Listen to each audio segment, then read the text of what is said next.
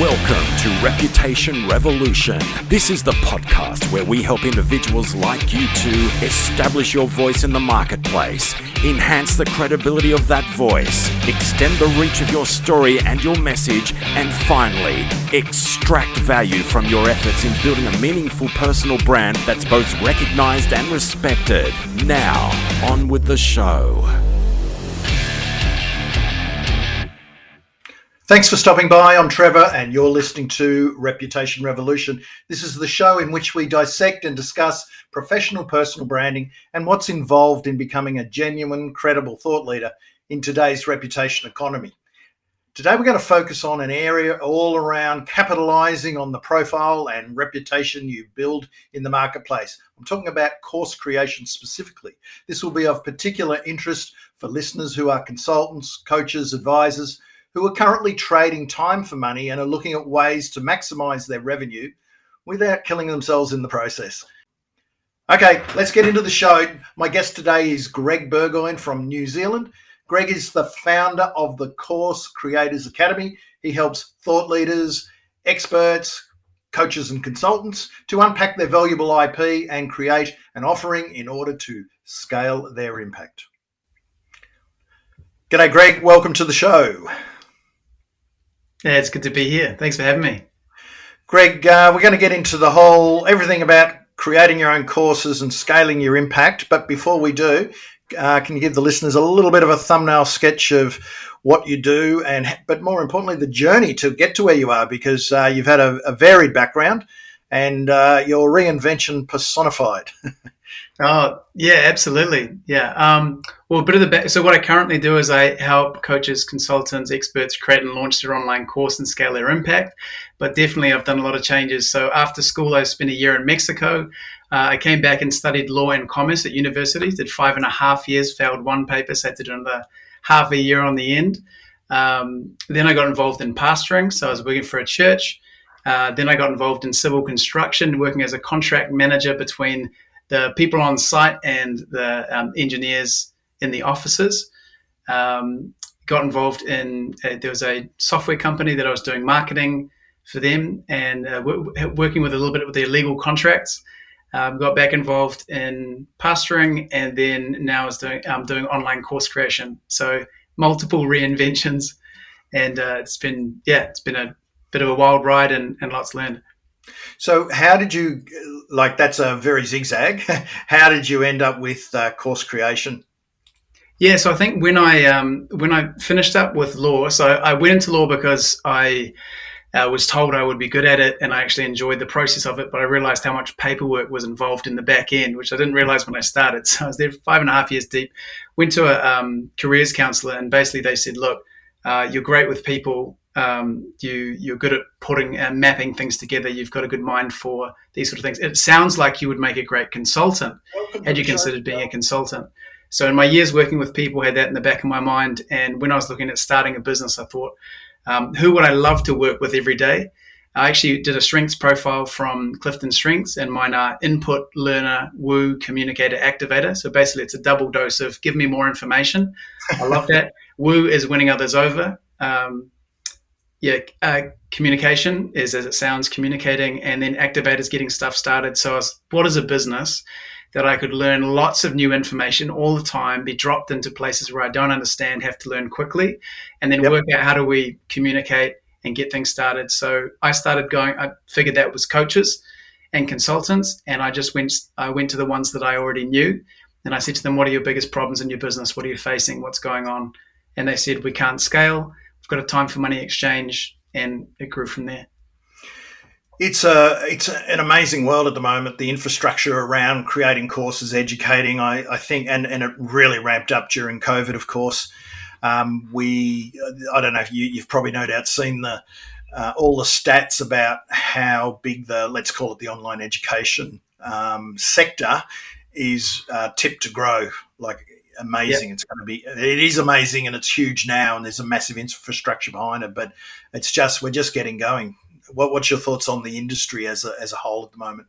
Yeah, absolutely. Well, looking at the industry, I would say it's in its not infancy, but it's got a lot of room to mature, and seeing the bigger trends that are happening around micro learning, just-in-time learning, the importance of relationship through that process, cohort-based transformational programs. There's a lot that can be improved in how people learn.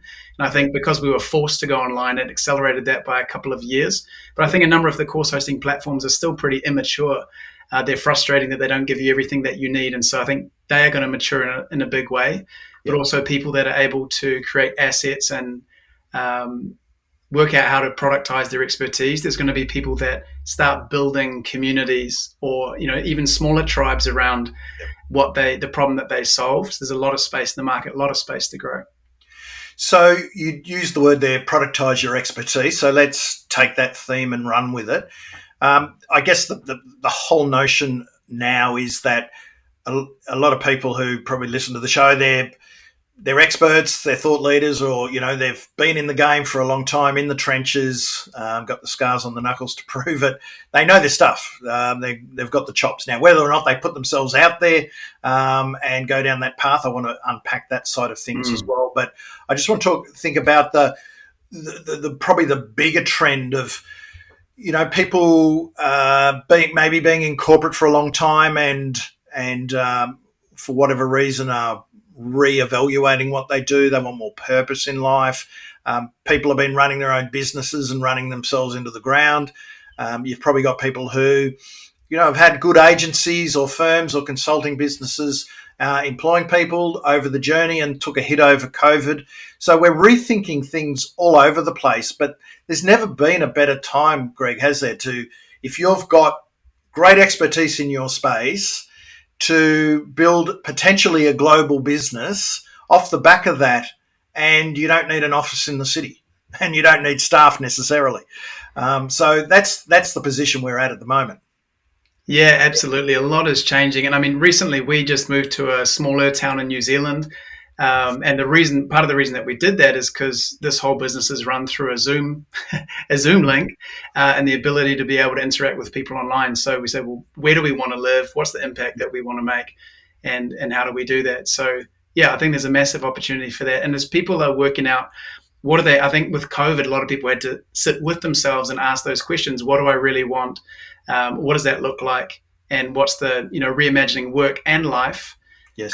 And so if you currently have an exchange of time for money, which is either a classic employment, I give my time, I get money in exchange, or a version of that with coaching, time for money exchange. And there's other ways of doing that. Obviously, people I think have been looking at, is there a different way to exchange value?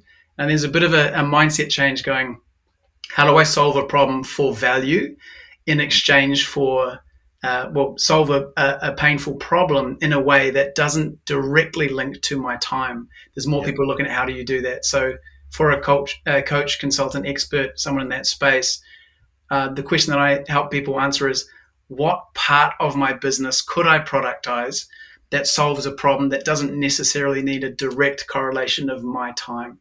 And so it's not necessarily the whole business sometimes, but you can do that. Otherwise, it's just a part of it, the right part to turn into. Yeah, I think you're right. There's kind of like that value ladder, isn't there? There's the stuff you give away for free, and then there's maybe some packages. Maybe it is an online course, we'll delve into that, that's a bit cheaper, and then maybe a group coaching, and then there's one-on-one, which is more your traditional trading time for money. But yeah, absolutely. If you've got revenue coming in underneath that, it's only the real action takers and the people who want to get ahead really quickly who are going to probably do the one-on-one.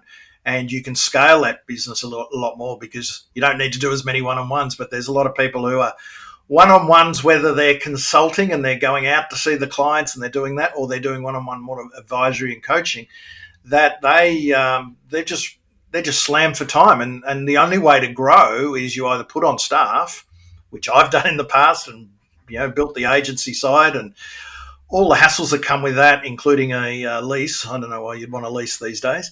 And then, although they're probably a lot cheaper than they were back in those days. But or it's you're the talent and you're the one that's on the calls every time, and that can get exhausting. And we hear stories of burnout all the time. So there's a couple of different options there that if you get, the bigger you get, the harder it sometimes can be. Yeah, absolutely. And like you've said, there's different ways. There's different ways you can package how you're interacting with people.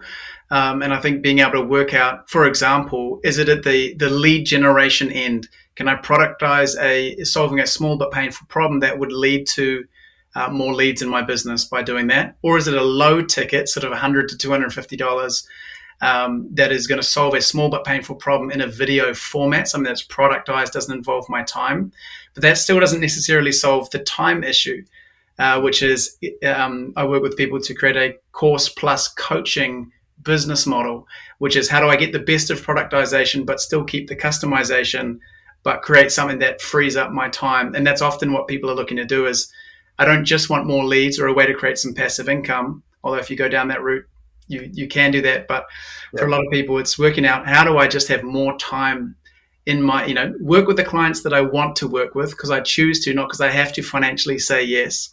Yes. And so there's often a sliding scale, which is the bottom end, it's free and then low ticket. And then you've got a hybrid model potentially. And then leave the one-on-one. Most people I work with still want to work one-on-one, but they want to choose when they do it. They want to say, I work with that client because I chose to, because I want to, or that is now a much higher priced thing if you'd like to work with me in that way. So I want to work with the people that I want to work with. I want to live where I want to live, and I want to work the hours that I want to work. So this is all about, I guess, freedom is what we're talking about here. Freedom and lifestyle to a degree, but you can still work pretty hard and have a crappy lifestyle going down this path if you want. Yeah, that's right. And the words that I use are impact, leverage, and lifestyle. People saying, I still want to make a difference. That's why I got into it. There's a purpose piece to why I'm doing what I'm doing, or reinventing themselves. So the impact. Leverage is, how do I look at smarter ways of not just exchanging my time and having greater impact? And that third one is, like you said, lifestyle. What does my week look like? A question I like to ask is, what is an ideal week when it's done? So how much time with family, how much time maybe traveling, how much time resting, recreation, how much time working? Not that it's an escape from work, but how much work with what clients, what would that actually look like? And so helping people redesign their week instead of having it as a goal sort of 10, 20 years later that they can finally enjoy. What if you could design a business that you could still enjoy while you work? Well, let's look at a jump-off point, Greg. What are the options that people have now? Let's just sort of, so people can see it in their heads. Let's go through that value ladder. What are the actual things that they can be doing? And you alluded to some price points there. We could go into price points, although that's going to be different depending on what sort of industry and what you're offering. But let's go from go to woe, the spread of productisation of our IP. Yeah, absolutely. So first of all, you'd have your free content, which is if you've got people on an email list, then you're adding value to them. If you're posting for free on social media, maybe you're attending in-person networking events, whatever you're doing, that is your free way of helping people and providing value. Next thing would be providing something potentially that's a lead magnet. So a lead magnet is something that they might download in exchange for their email address. Might be a way to build an audience that you then nurture. A step above that, you're taking a step in terms of the size problem that you're solving and the value that it is to the person to have it solved. So you might create a $49 course, if you think 49 through to 490 maybe, sort of in that bracket. I say to people 100 to 250, because it's just a simple way to think of, actually, I can solve a $100 problem or a $250 problem as a coach or consultant with some really helpful advice that I just say again and again and again. So it's looking for, what is the thing that you just keep saying to people? Or another way of putting it is, what is the problem to solve before people work with you? You think, if they just had that would mean they would be the ideal target client. And so you can solve that in a video format. And where that might sit is a profile video. A profile course. And so if you had on your LinkedIn profile or Instagram or Facebook or wherever you're doing that, you could have it as a link that people click on, and they could then have access to you at that price point. You might put it at the bottom of an email as just a super signature, something that mentions that and the problem that it solved, and it just is continually there for people to first access with you. You can go up to $1,000 plus in terms of an online course and worksheets. The challenge is you can solve a really valuable problem, but the challenge is completion rates. So people buy a course, but they don't finish it. and statistically completion rates are under 10%. And Yeah, so you might be making good money, but there's a part of, if you want to get transformational results, you need to look at what is the piece to help them do that. So the next step would be, I'd say, 1,000 to 15,000, which is a course plus coaching hybrid transformational model, taking people from point A to point B. Whoa, let's roll that out again. That was good. That rolled off the tongue pretty well. So a course plus coaching. Yep. Transformational program. Yep. Be a way to put it. So helping them go from point A to point B. Yep. And this is, how do they currently think, feel, what can they not do, and what do they not have? That's their current state. And with the course, which is the content, maybe there's community, which makes it more sticky in terms of your program. They interact with one another. They share wins. They share losses. They bond over the same journey together. So there's course for content, community, and coaching. Coaching provides the moments that yes, but what about me? Or I'm stuck here. Or so that is pricing and solving a problem. Say 1,000 to 15,000, and then above that is just customized one-on-one coaching. So you get access to me and you pay for that. And consulting and advisory, that sort of thing. So that's more the old school stuff. The one just before. So let's focus on the course, which was the lower ticket, and then the one can go be a bigger ticket. Yeah. And let's call that the hybrid, because it's a hybrid. Sure. There's learning modules, there's online stuff. There's coaching. There's probably some group coaching, maybe some individual. There's no right or wrong, by the way, in any of this. Sure. And the community aspect. Let's unpack that then. What are some variations that you've seen? Like, how long is it? A finite 10-week, 5-week, 20-week, all year? What are we talking? Depends on the size of the transformation, of course, and the complexities involved. Yeah, so there's a bit of a sweet spot in terms of people's attention span and the ability to see the transformation. So apparently, statistically, that's 6 to 8 weeks. Yep. And the reason for that is people can go, I could imagine committing to that for, say, 4, 6, 8 weeks. You can absolutely go beyond that. My personal program is 4 months, and I've worked with clients as well that they create 12-month programs. They sell into organizations, which is half an hour of content for people to watch, plus a 1 hour group coaching with people within the organization, plus, there's something else. So they basically design a rhythm that makes sense for 12 months. So, in terms of that, it would be a sweet spot of another way to think about it will be, what's a $2,000 problem I can solve in 6 to 8 weeks with a mix of an online course plus some group coaching support. Yep. That's the sort of very simple, wrapping your head around that. There's lots of different ways you could then provide the support.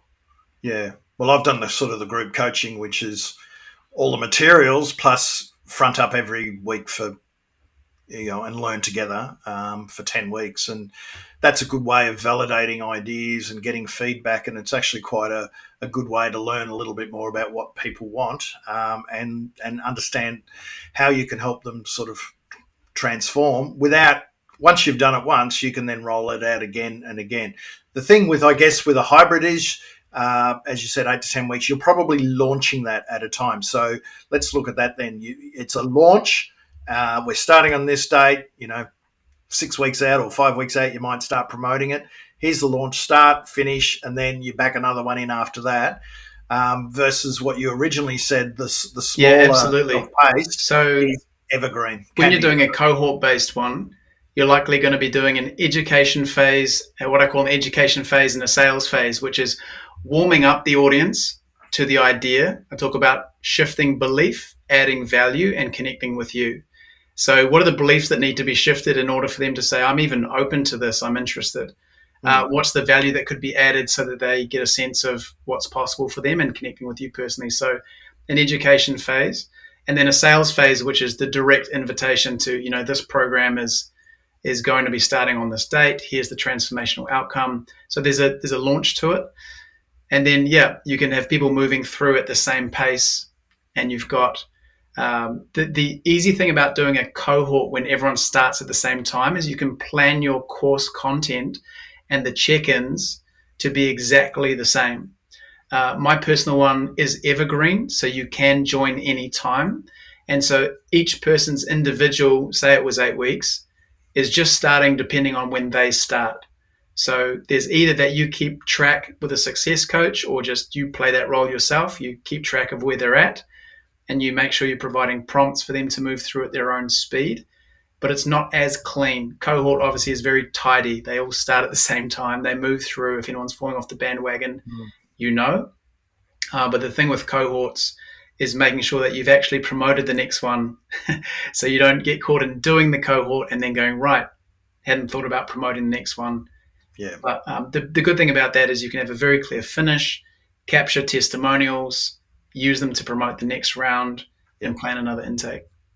What about sort of a combination where it is self-paced, so the evergreen, I suppose, self-paced, they come in at any time, but then you offer sort of like community behind it, that, I'm trying to think, fortnightly Q&As that anyone can rock up and who is a course member, and they can always get access to that. So those Q&As could be via Zoom, the 12 noon at every second Thursday or whatever you want to do, and you rock up, and and if people have got questions, they can ask in advance, and you have a riff with people, and they learn as much from each other, which is what I've always found.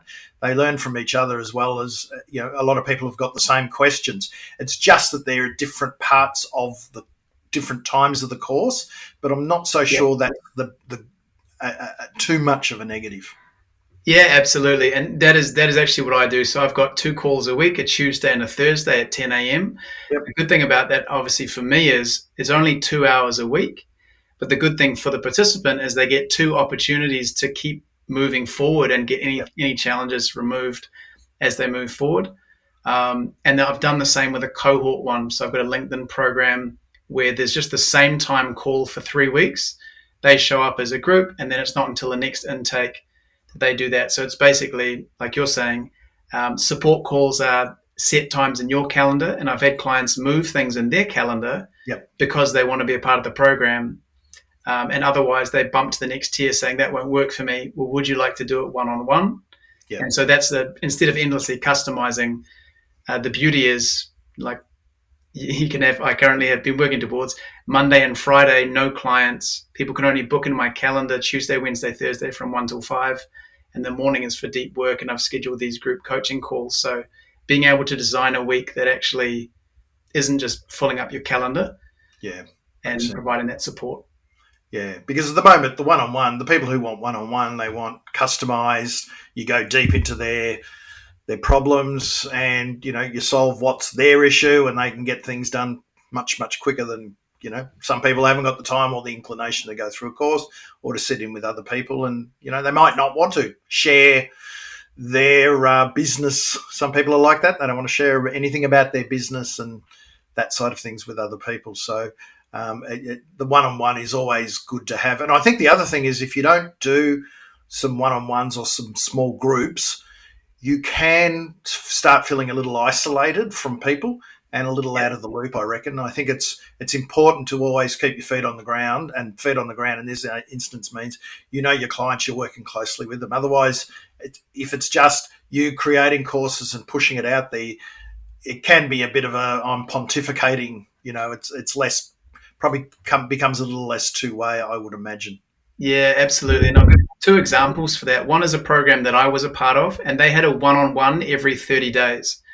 And so that was just a rolling one-on-one. So you had the group support. They actually had 4 or 5 calls. They were group calls. They were run by different coaches. So they had scaled it as a business of coaches in particular areas.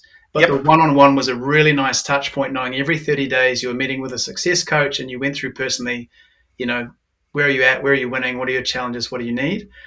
Personally, I've done it where when you reach a certain stage, you have my calendar link and you can book in to get a review of that step. So I've done mine as in you move at the speed you want. You might end up booking 2 one-to-ones in 1 week if you move that fast.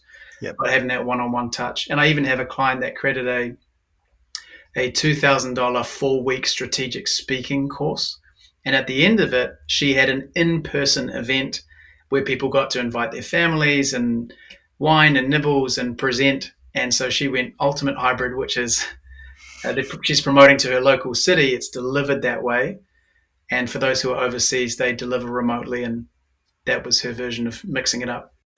I guess the takeout of all this, if anyone's listening and they say, well, yeah, okay, the general theme, yes, I want to leverage my expertise, scale my impact, all the things we're talking about today that sounds pretty good. And these are the ways to do it. So we've gone through the ways to do it. I guess the thing is not to get so much overawed. The fact of the matter is there are various ways to do it that will work for you and your business. And I'll just pick up on something you said, Greg, earlier. Some people are delivering these courses into organizations, companies and organizations. And I think sometimes in course creation side of things, we think about the individual sitting at home in their study, plowing through stuff, or the business owner coming in on a group coaching call. But, if you're in a position, you're in B2B and you're selling to bigger organizations, there's some magnificent, opportunities there, because businesses and organizations are always trying to train. And if you're flexible and you can start building out combinations of face-to-face plus some training modules, there's some pretty wild opportunities out there for you. Yeah, absolutely. I mean, there's larger budgets typically. And I think the pain point in the market, as you say, for the trainings that you've previously been receiving or doing, if they're offsites or workshops, and they definitely have a place and a purpose, absolutely. But asking, how did that go back in your organization after that event? Was there transformational results as a result of that? And so what I'm seeing is coaches and consultants, those who work with organizations that are talking about those sort of things, what if we could help to embed change over a longer period of time, where they get access to the content that they can revisit, or they move through a different pace, plus they get access to me. Maybe I come into the organization once a month, or come in twice, or maybe it's via a call if they can't. And so there's definitely lots of space and lots of niches there. I think even within organizations, there's lots of problems to be solved.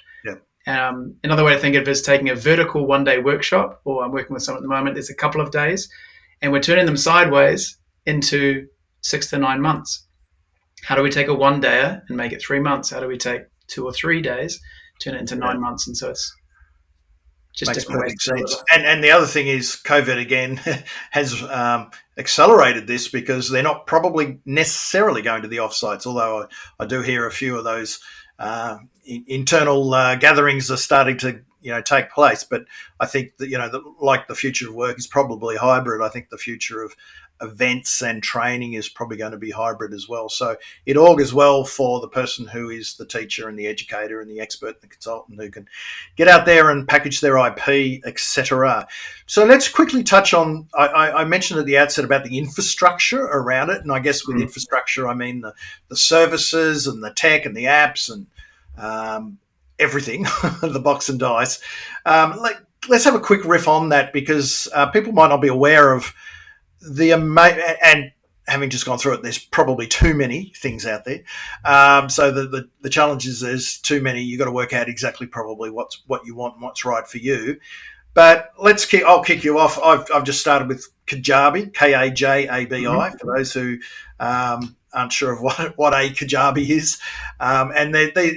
So we're talking about an all-in-one system where you can sell your coaching one-on-one, you can sell digital products, you can have a community running in the background, a membership community, and you can create standalone courses. So you can do everything. You can do your emails and your marketing funnels, and everything comes into the one kit and caboodle, which has got some upside and downside. There's Podia, which is another one of that ilk, and there are a number of others. What's your take? We'll take them step by step. What's your take on the all-in-ones, and do you see a role for them? Yeah, absolutely. And so initially chatting with people, I say, well, what do you want to do? What do you want to achieve? And the first question is, well, do you want to host courses? Yes, I want to do that. do you want to market your courses? If they say, yes, I want to market it, I want to go beyond word of mouth, just straight to my website or just a place to host them, then we get into the all-in-one, which is, like you said, Podia. I personally use Kartra, Kajabi, and there's some other ones. But it's basically saying, do you want to have an all-in-one platform? And you pay a little bit more for those, but they actually end up costing less than a bolt-on, get this application for marketing and this for email and this for that. So it ends up being cheaper. I'm a big advocate for simplicity and doing what you'll actually use. So that's normally the question, is marketing. For some people, there's the simplicity of, I just want to be able to host my courses. I'm going to be speaking at an event and I just want them to be able to find the page, pay for it and get access. Or they're just using smaller means. And so there's Thinkific and Teachable. I'd say Thinkific is very user-friendly and there's a bunch you can do with it. There's two others. One is if you think of just hosting courses, then what we're talking about is a marketing platform that does all-in-one. I personally love that. And as I've grown, then you have all the functionality there. You don't need to migrate. The third one would be organizational level, which has a lot of functionality in the back end. Who's watched what, certification, a lot of visibility. There's much higher priced enterprise level. So I would think pretty much anyone listening to this I wouldn't encourage you to even look at that.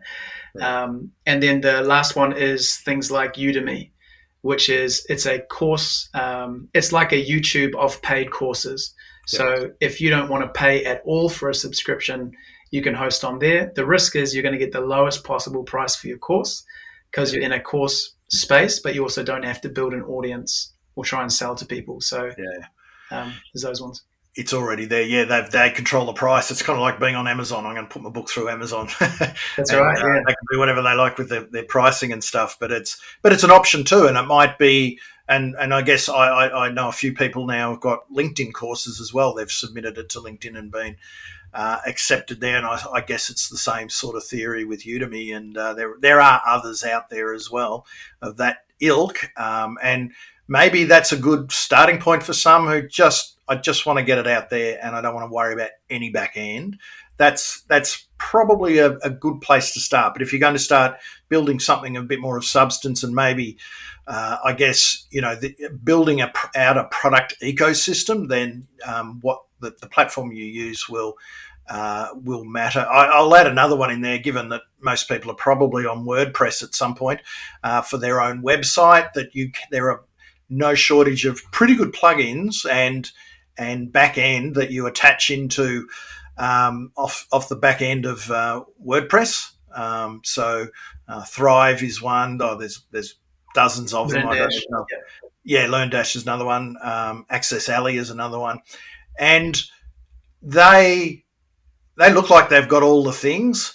But I guess there's, to a degree, you might have to add other stuff on, and there's a little bit of virtual gaffer tape going on in the background. So if you don't want to muck around with the tech, then that's probably not the way to go. But that's having complete control. You want complete control.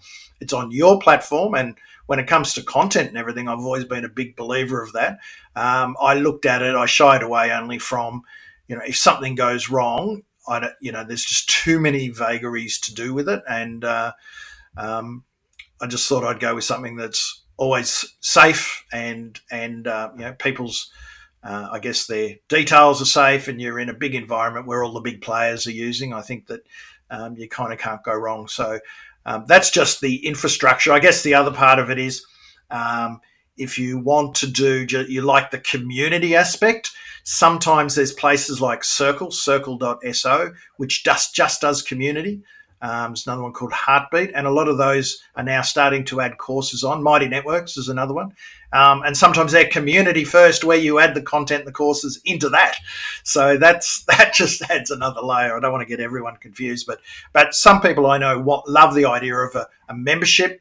They don't want to teach one-off things. They want people to come along for a journey and really add that value over a period of time, and just to build a recurring revenue stream through a monthly membership, for example. And a lot of those have got, you can either integrate with Zoom, or they've got their own video conferencing functionality. So Zoom is probably going to be your friend as well in all of this if you're going to do some group coaching. So, and then we have the email. You've mentioned it a couple of times, Greg, and it's really important to be able to communicate with your students, not just from a marketing point of view prior to the sale, but you also want to be able to email them. So some of the all-ins have got email embedded. Other ones you might have to integrate. So you might have to get a ConvertKit or a MailChimp or something like that. So they're the main parts, really, aren't they? There's the hosting and the functionality of integrating with other tools.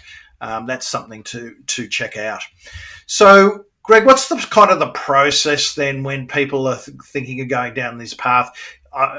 You've kind of said it all the way through, I guess, but let's just tie that one up in a bow. Really about the pain points you solve, isn't it? Yeah, so in terms of working it out, I normally encourage people to do a bit of a Venn diagram where they're working out, the Ikigai circles, which is, what are you passionate about? What are you good at? So passionate about, do a list of 20 things. What are you actually good at? Where can you get results? List of 20 things. What does the world need? List of 20 things. And then what can you actually get paid for? A list of 20 things. And I think just finding that right balance there on finding where there's a good match, maybe rate those out of 10. You can work out, this is a topic I'd be really passionate around building a community around or solving that problem.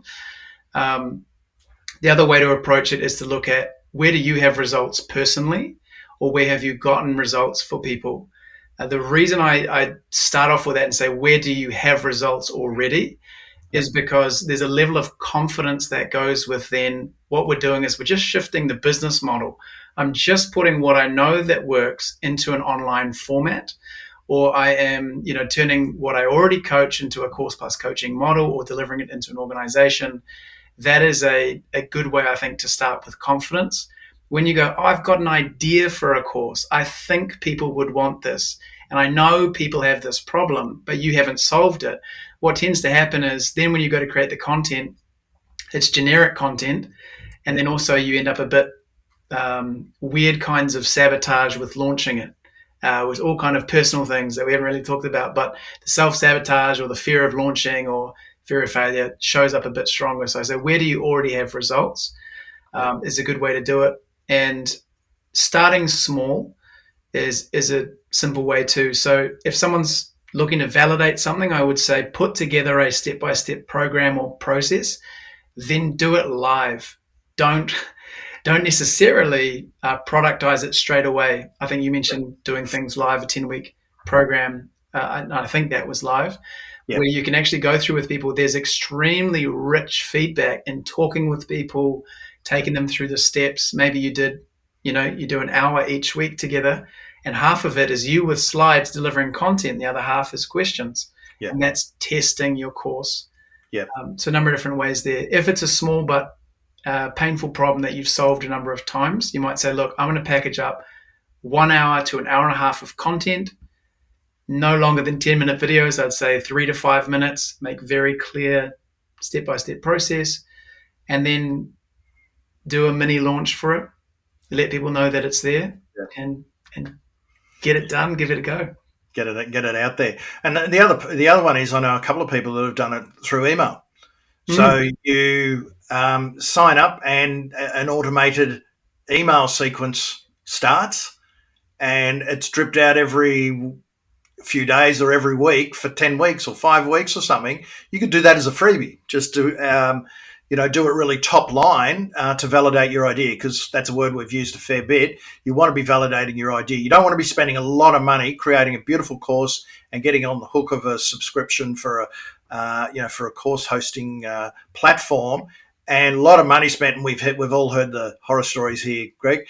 Lots of money and beautiful videos and all well produced and blah blah blah, and to crickets, nothing happens. And I think it's really a case of building up, and it's the same with content. You probably you've never created a podcast before and you just start doing a podcast. You start posting on social media and you test your ideas out and see what people are resonating with, and write some articles, and then you start getting confidence in what you do, but don't go to the full thing first. This is this is an arena where you can do some really exciting small things, even webinars, like little masterclasses and things like that can be really useful in getting feedback. But the old school way is really literally, have ConvertKit or MailChimp or something like that, MailerLite, which is what I use. People sign up and you drip out a course ongoing for 5 weeks, and then encourage them to email you back,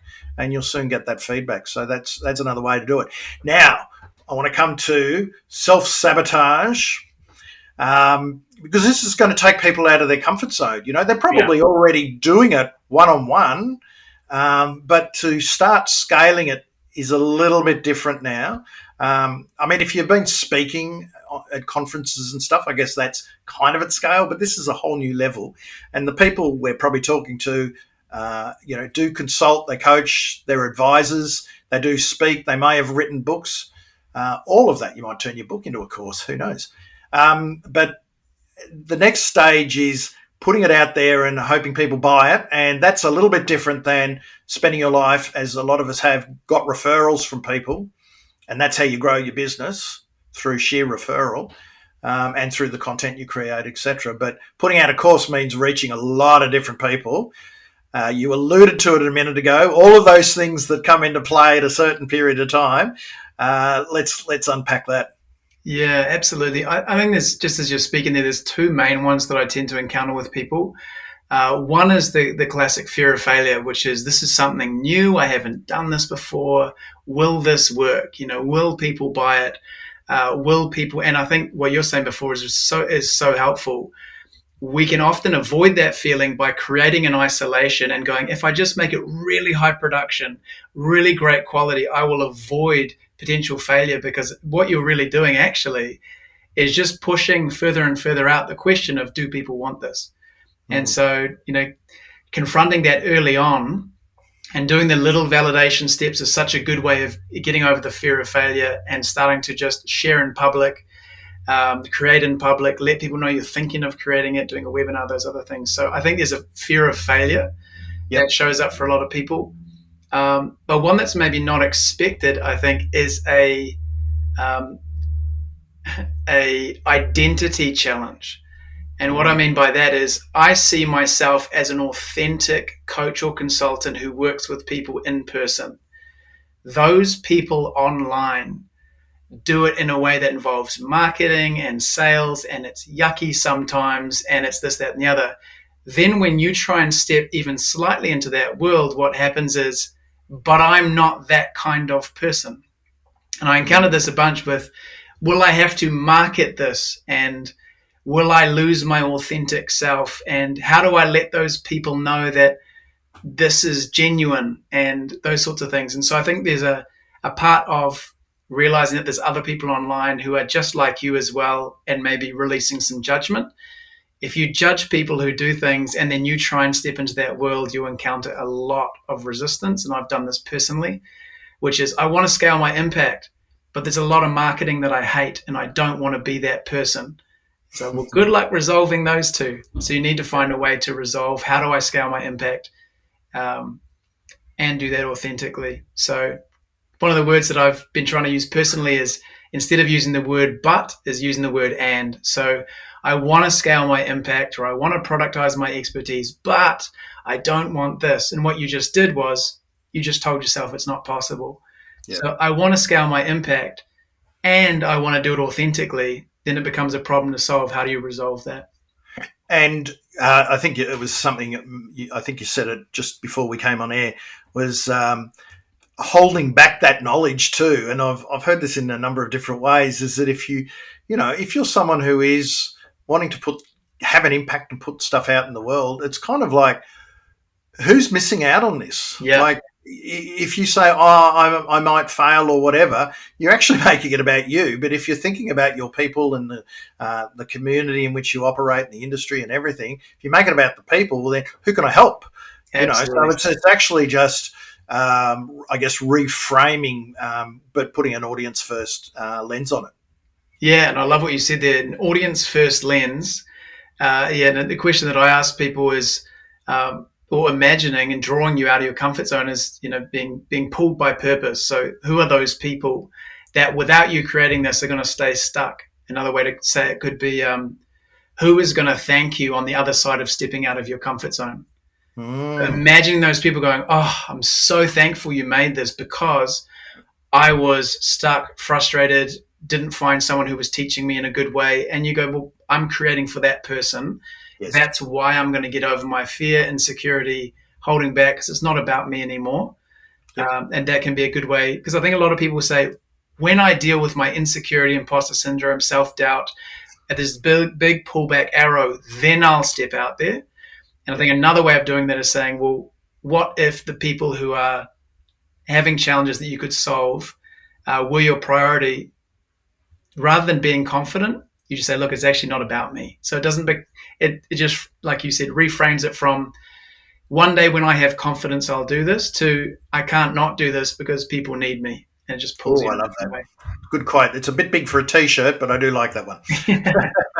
Greg, that's fantastic. Let's just wrap up in a few seconds. The fact is, there's great way. There's multitudes of ways of how you can package your IP, productize your knowledge, scale your business, scale the impact that you have more impact on people, while still retaining the way you still do business now, if it's what you like. There's lifestyle issues around, there's hybrid working, there's all of that comes into play. We've got the infrastructure, the platforms, the technology, we've got all of that. There's the need. It's one of the fastest growing sectors, the online education world.